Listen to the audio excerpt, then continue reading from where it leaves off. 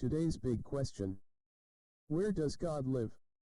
Many parents and older siblings have answered this simple question with the typical response that God lives in heaven.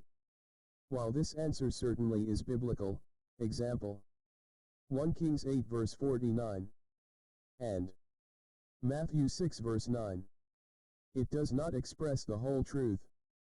The Apostle Paul wrote, "Do you not know that you are the temple of God and that the Spirit of God dwells in you?"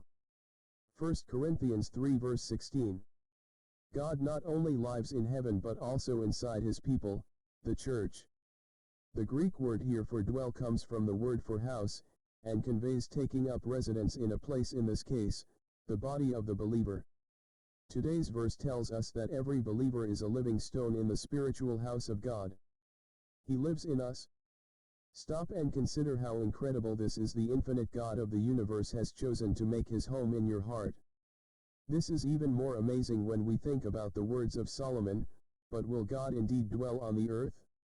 Behold, heaven and the heaven of heavens cannot contain you. How much less this temple which I have built." 1 Kings 8 verse 27.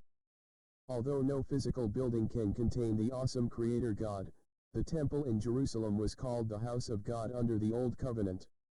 Even today, it is commonplace to refer to a church building as the house of God.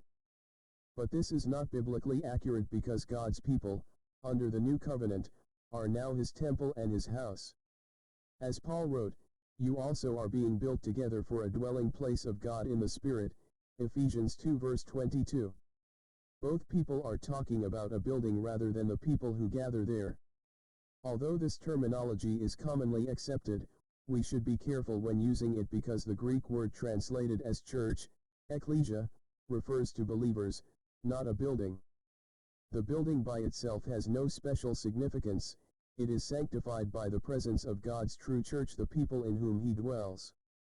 This doesn't necessarily mean it is wrong to call a building a church or God's house as long as we keep in mind that the true church, house of God, is the believers who gather there. Today's big idea. The church is the house of God because he lives within every believer. What to pray? Praise God that he has chosen to dwell in his people.